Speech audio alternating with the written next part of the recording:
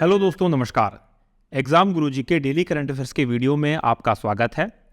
आज हम बात करेंगे 26 जनवरी के सभी महत्वपूर्ण करंट अफेयर्स की, जो आने वाली परीक्षाओं के लिए बहुत इंपॉर्टेंट है। इस वीडियो की पीडीएफ डाउनलोड करना मत भूलिएगा। ये पीडीएफ आपको हमारे टेलीग्राम चैनल से मिल जाएगी, जिसकी लिंक नीचे डिस्क्रिप्शन में है। उसके अलावा ये पीडीएफ आपको एग्जाम गुरुजी की एप्लीकेशन पर भी मिल जाएगी। एप्लीकेशन की लिंक नीचे डिस्क्रिप्शन में दी गई है।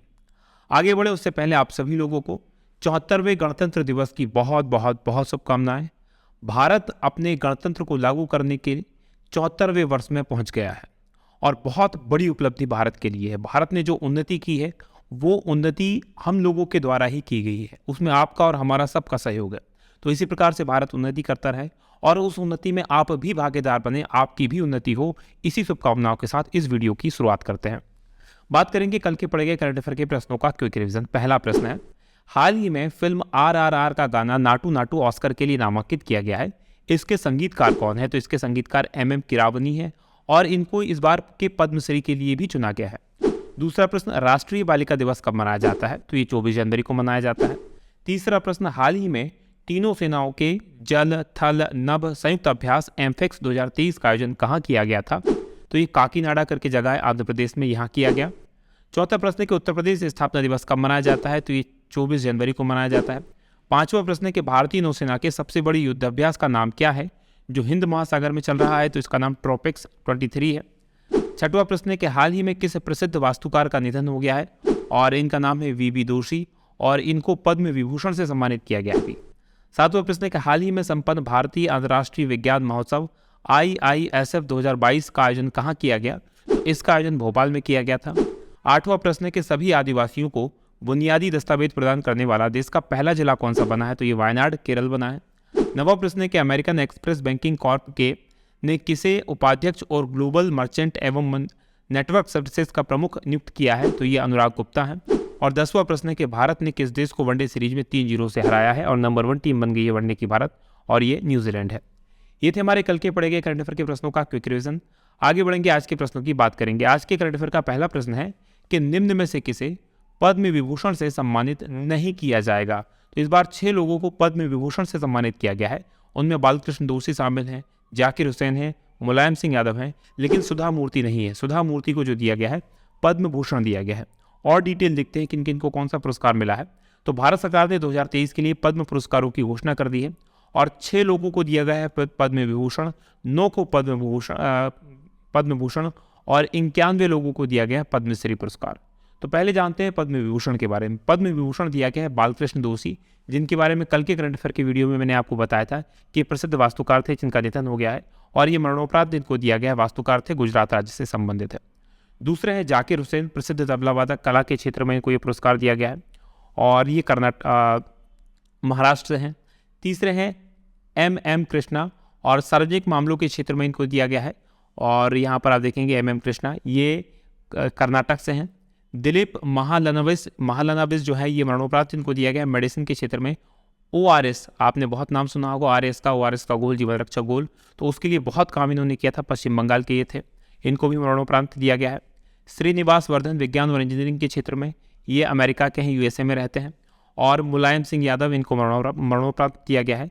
सार्वजनिक मामलों के क्षेत्र में ये उत्तर प्रदेश के थे, आप सभी इनको जानते हैं। तो ये तो थे हमारे पद्म विभूषण पुरस्कार। अब बात करेंगे पद्म भूषण पुरस्कारों की। पद्म भूषण में पहला नाम है SL भैरप्पा, साहित्य और शिक्षा के क्षेत्र में कर्नाटक से। कुमार मंगलम बिरला, व्यापार उद्योग के क्षेत्र में, महाराष्ट्र से।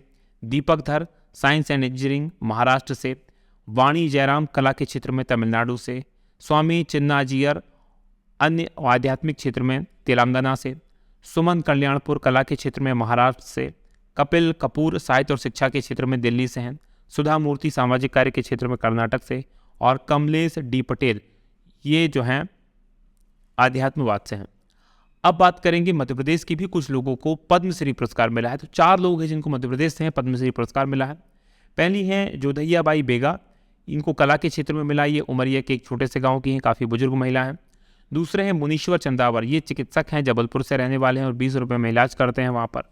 और तीसरे और चौथे को संयुक्त रूप से रमेश परमार और शांति परमार, इनको कला के क्षेत्र में संयुक्त रूप से मिला। ये झाबुआ के हैं और गुड़िया वगैरह बनाते हैं।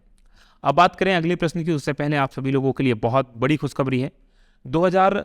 23 का जो 26 जनवरी का है उसकी हमारी सेल स्टार्ट हो गई है, महासेल, और ये लेकर चलेगी 26, 27 और 28। तो 26 से लेकर 28 तक आपको मिलने वाला है बहुत बड़े डिस्काउंट।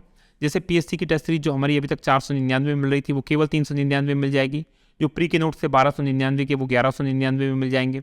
जो मेंटरशिप प्रोग्राम था जिसके अंदर ये टेस्ट सीरीज पूरी तरह से फ्री है वो 997 में मिल रही थी, वो केवल अब आपको 797 में मिल जाएगा। मुख्य परीक्षा के नोट्स 2695 में मिल जाएंगे जो 2995 में मिल रहे थे। एमपीपीएससी मेंस के नोट्स आपको 2395 में मिल जाएंगे। जो पटवारी की टेस्ट सीरीज है वो 199 में मिल रही थी, वो केवल आपको 149 में मिल जाएगी। जो पटवारी के नोट्स हैं वो आपको 849 रुपये में मिल जाएंगे और 1200। इसके अलावा भी और भी डिस्काउंट है, जैसे हमारा जो मेंस का कोर्स है उसके अंदर आपको 6000 के आसपास वो मिल जाएगा, प्री प्लस मेंस दोनों उसमें कवर हैं। जो प्री का कोर्स है वो आपको 2100 रुपये के आसपास मिल जाएगा। तो अभी आप एप्लीकेशन पर जाइए और ज़रूर आप अगर कुछ परचेज़ करना चाहते हैं तो अभी परचेज़ कर लीजिए, ये सबसे अच्छा मौका है। बात करेंगे दूसरे प्रश्न की कि राष्ट्रीय मतदाता दिवस कब मनाया जाता है। तो राष्ट्रीय मतदाता दिवस जो मनाया जाता है वो मनाया जाता है 25 जनवरी को, यानी कि डी ऑप्शन प्रश्न का सही उत्तर है। डिटेल लिख लीजिए क्या है। तो 25 जनवरी को राष्ट्रीय मतदाता दिवस के रूप में मनाया जाता है और ये दिवस जो है 1950 में भारत के चुनाव आयोग की स्थापना के दिन को चिन्हित करने के लिए मनाया जाता है, क्योंकि 1950 में इसी दिन भारत के चुनाव आयोग की स्थापना हुई थी। इस दिन को जो मनाने की शुरुआत की गई थी वो 2011 में की गई थी और इस बार जो दिवस मनाया जा रहा है उसकी जो थीम है nothing like voting, I vote for sure, ये इसकी थीम रखी गई है। काफ़ी सारे राज्यों में इस बार जो है चुनाव होने वाले हैं और मध्य प्रदेश में भी चुनाव होगा, तो इसके लिए ये मतदाता दिवस और इम्पॉर्टेंट हो जाता है।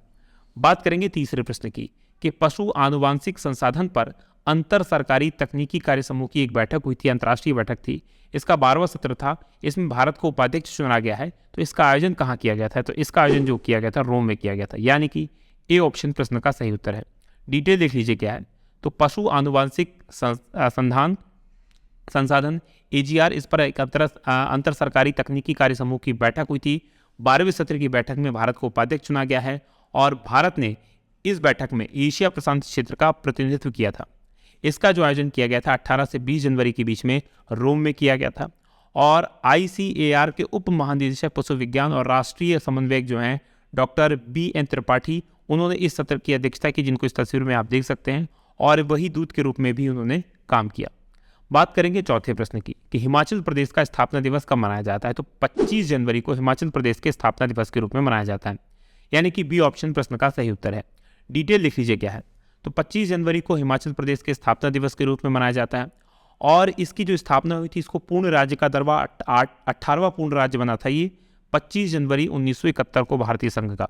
उससे पहले क्या क्या इसकी यात्रा रही वो मैं आपको बता देता हूँ। 1948 में, यानी 15 अप्रैल 1948 को जब भारत आज़ाद हुआ था, उसके बाद में ये मुख्य आयुक्त प्रांत यानी कि चीफ कमिश्नरी प्रांत टाइप का हुआ करता था। चीफ कमिश्नरी प्रांत को आप ऐसा समझते हैं कि आज का जो यूनियन टेरिटरीज हैं उसी प्रकार का। फिर 26 जनवरी 1950 को भारत के संविधान के जब कार्यान्वयन किया गया, यानी भारत का संविधान लागू हो गया, तो इसको भाग C में रखा गया था। फिर राज्य पुनर्गठन आयोग बना था 1956 में, उसकी सिफारिश पर इसको एक केंद्र शासित प्रदेश बनाया गया और फिर 25 जनवरी 1971 को इसको पूर्ण राज्य का दर्जा दिया गया और ये 18वां राज्य भारत का बन गया था। बात हिमाचल प्रदेश की करें तो यहाँ की राजधानी शिमला है, मुख्यमंत्री सुखविंदर सिंह सुक्खू हैं और राज्यपाल राजेंद्र विश्वनाथ आर्लेकर हैं। बात करेंगे पांचवें प्रश्न की कि पहला इंडिया स्टेक डेवलपर सम्मेलन कहाँ आयोजित किया गया, और ये सम्मेलन आयोजित किया गया था नई दिल्ली में, यानी कि सी ऑप्शन प्रश्न का सही उत्तर है। डिटेल देख लीजिए क्या है। तो इलेक्ट्रॉनिक्स और सूचना प्रौद्योगिकी और कौशल विकास उद्यमिता के जो राज्य मंत्री हैं राजीव चंद्रशेखर, इनके द्वारा उद्घाटन किया गया है नई दिल्ली में इंडिया स्टेक डेवलपर के पहले सम्मेलन का। और इस कार्यक्रम में मुख्य रूप से CXO MD संस्थापक स्तर पर जो उद्योग संघ या बड़ी बड़ी जो कंपनीज होते हैं, स्टार्टअप्स होते हैं, उनके जो प्रमुख लोग होते हैं वो इसमें भाग लेंगे। तो ये स्टेक डेवलपर जो है वो भारत सरकार की जो काफ़ी सारी योजनाएं हैं, जैसे आधार है, डिजी लॉकर है, UPI है, उमंग है, दीक्षा है, ई-संजीवनी है, तो इनको और कैसे बेहतर किया जा सकता है और आने वाली पीढ़ी पे इनकी सेवाओं में कैसे और इनको उन्नत किया जा सकता है, इन सब चीज़ों पर चर्चा हुई थी। और इस कार्यक्रम में G20 देशों के प्रतिनिधियों ने भी हिस्सा लिया था। बात करेंगे छठवें प्रश्न की कि हाल ही में किस रेलवे स्टेशन को हरित रेलवे स्टेशन प्रमाण पत्र प्रदान किया गया है, और ये है विशाखापट्टनम का, यानी कि सी ऑप्शन प्रश्न का सही उत्तर है। डिटेल लिख लीजिए क्या है। तो ईस्ट कोस्ट रेलवे स्टेशन के अंतर्गत आने वाले विशाखापट्टनम को रेलवे स्टेशन जो है वहाँ का, उसको हरित अवधारणाएं अपनाने के लिए इंडियन ग्रीन बिल्डिंग काउंसिल यानी कि IGBC के द्वारा उच्चतम की रेटिंग, उच्चतम प्लेटिनम रेटिंग दी गई है और ये हरित रेलवे स्टेशन प्रमाण पत्र से इसको सम्मानित किया गया है। इस पहल को अपनाने से क्या होगा कि जो पर्यावरण का प्रतिकूल प्रभाव पड़ता है उसको काफ़ी हद तक ये स्टेशन कम कर पाएगा, यानी इसने ऐसे कदम उठाए हैं जिससे ज़्यादा से ज़्यादा जो रिन्यूएबल एनर्जी है उसका यूज़ किया जा सके। और विशाखापट्टनम में पर्यावरण की जो 6 श्रेणियाँ हैं उसमें से 100 में से इसको 82 अंक हासिल किए हैं। बात करेंगे 7वें प्रश्न की कि भारत में पहले ग्लोबल टूरिज्म समिट का आयोजन कहाँ किया जाएगा। तो इसका जो आयोजन किया जाना है नई दिल्ली में, यानी कि डी ऑप्शन प्रश्न का सही उत्तर है। डिटेल देख लीजिए क्या है। तो भारत जो है G20 की अध्यक्षता इस बार कर रहा है और इन्हीं कार्यक्रमों के तहत पहला ग्लोबल टूरिज्म समिट का आयोजन किया जाना है और यह आयोजन 10 से लेकर 12 अप्रैल 2023 के बीच में किया जाएगा। आयोजन नई दिल्ली के प्रगति मैदान में होगा और इसका आयोजन भारत सरकार का जो पर्यटन मंत्रालय है और भारतीय उद्योग परिसंघ यानी कि CII है उसके सहयोग से किया जाएगा। अब भारत सरकार क्या करेगी, जो पर्यटन का विकास है उसके लिए एक और योजना शुरू करने वाली है जिसका नाम है स्वदेश दर्शन 2.0। ये योजना शुरू कर रही है। इसकी मदद से जो पर्यटन स्थल हैं उनका और अधिक विकास किया जाएगा, उनका इंफ्रास्ट्रक्चर विकसित किया जाएगा ताकि लोगों को और अधिक सुविधाएं वहां पर प्राप्त हो सकें। बात करेंगे 8वें प्रश्न की कि किस संस्थान के वैज्ञानिकों द्वारा मस्तिष्क जैसी गणना यानी कंप्यूटिंग के लिए एक कृत्रिम स्नैप्स विकसित किया गया। क्या होता है ये स्नैप्स और कैसे कंप्यूटर के तरीके से हमारे मस्तिष्क जैसे गणना करता है वैसे कंप्यूटर गणना कर पाएगा, उसके बारे में आपको बताता हूँ। ये किया गया है जवाहरलाल नेहरू उन्नत वैज्ञानिक अनुसंधान केंद्र बेंगलुरु के द्वारा। इसकी डिटेल देख लीजिए क्या है। तो भारत सरकार का जो विज्ञान और प्रौद्योगिकी विभाग है उस विभाग के अंतर्गत एक संस्थान है। संस्थान का नाम है जवाहरलाल नेहरू उन्नत वैज्ञानिक अनुसंधान केंद्र और ये स्थित है बेंगलुरु में। यहाँ के वैज्ञानिकों ने न्यूरोमार्फिक जैसे हमारे दिमाग में क्या होते हैं, न्यूरॉन्स होते हैं जो डाटा यानी सूचना को एक स्थान से दूसरी जगह स्थानांतरित करता है। तो कंप्यूटर में क्या आता है, डाटा को स्थानांतरित करने के लिए मेमोरी अलग जगह होती है और जो प्रोसेसर होता है जहाँ पर प्रोसेसिंग की जाती है वो अलग जगह होता है। तो इसी समस्या को सॉल्व किया है। तो न्यूरोमार्फिक कंप्यूटिंग जैसे हमारा दिमाग काउंटिंग करता है, बहुत जल्दी से सोचता है, बहुत जल्दी से विचार करता है और तुरंत आंसर की तरफ पहुंच जाता है। तो ऐसी मस्तिष्क जैसी गणना के लिए कृत्रिम स्नैप्स क्या होता है, दो न्यूरॉन्स जो होते हैं उनके बीच का जो संबंध होता है, जिस प्रकार से वो सूचना का आदान प्रदान करते हैं, तो उसी प्रकार से एक इनके द्वारा विकसित किया गया है। तो स्कैंडियम नाइट्राइड इसका उपयोग करके एक स्नैप्स की नकल करने वाले उपकरणों को विकसित करने का प्रयास किया गया है, उसको विकसित किया गया है।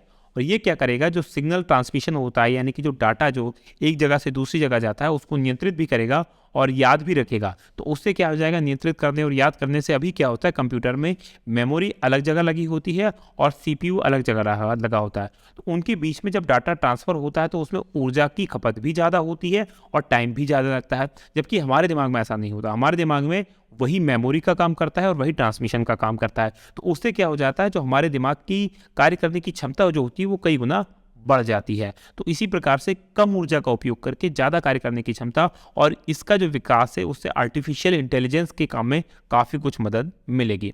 बात करेंगे 9वें प्रश्न की कि टाटा ट्रस्ट के नए CEO के रूप में किसे नियुक्त किया गया है, और ये नियुक्त किए गए हैं सिद्धार्थ शर्मा, यानी कि डी ऑप्शन प्रश्न का सही उत्तर है। डिटेल लिख लीजिए क्या है।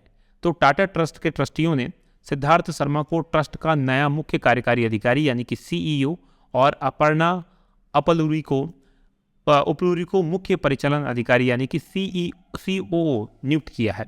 और ये जो नियुक्ति चालू होगी ये 1 अप्रैल 2023 से प्रभावी हो जाएगी। अभी तक जो ट्रस्ट के CEO थे N श्रीनाथ थे और 2022 के अंत में ये रिटायर हो गए थे। बात करें टाटा ट्रस्ट की, तो टाटा ट्रस्ट है क्या, आप जानकर हैरान हो जाएंगे। टाटा ट्रस्ट जो है टाटा ग्रुप की जो होल्डिंग कंपनी है टाटा सन्स, टाटा ग्रुप्स मतलब टाटा की जितनी भी कंपनियां हैं जिसमें आप देखते हैं टाटा मोटर्स है, टाटा स्टील्स है और भी बहुत सारी टाटा केमिकल्स है, टाटा एविएशन में बहुत सारी टाटा की कंपनियां हैं।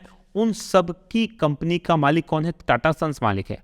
और उस टाटा सन्स में जो 66% हिस्सेदारी है वो अकेले टाटा ट्रस्ट की है। तो इस प्रकार से आप देखेंगे ये एक ट्रस्ट के रूप में काम करता है, यानी टाटा जो कंपनी है किसी एक व्यक्ति की ना होकर, जैसे रिलायंस वगैरह है उसमें मेजर पार्ट किसका है, अंबानी परिवार का है, लेकिन यहाँ पर एक व्यक्ति की ना होकर ये एक ट्रस्ट की है, राइट। तो उस पर क्या है, ट्रस्ट एक प्रकार का NGO टाइप का आप इसे समझ सकते हैं। तो उसके पास इसकी 66% होल्डिंग है टाटा सन्स की, और टाटा सन्स के पास टाटा ग्रुप की जितनी भी कंपनियां हैं उनकी होल्डिंग है।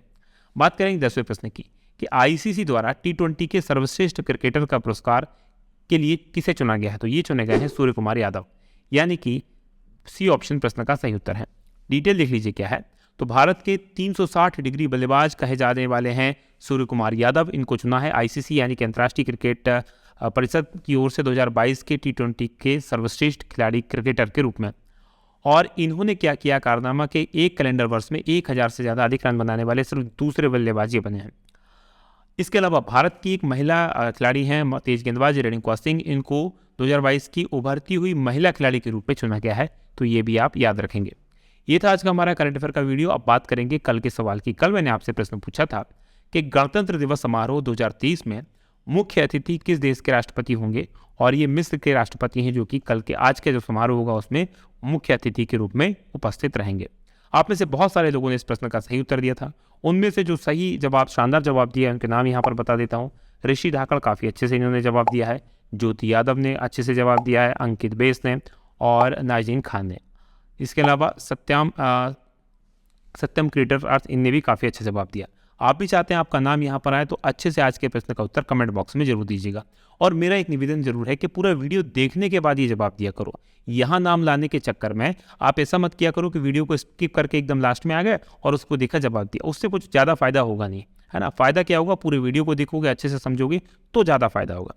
अब आज का हमारा सवाल है कि किस भारतीय संस्थान द्वारा मोबाइल ऑपरेटिंग सिस्टम्स भरूच को विकसित किया गया है। तो इनमें से किसके द्वारा किया गया है, कमेंट करके जरूर बताइएगा।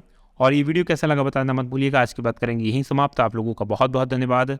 जय हिंद, जय भारत।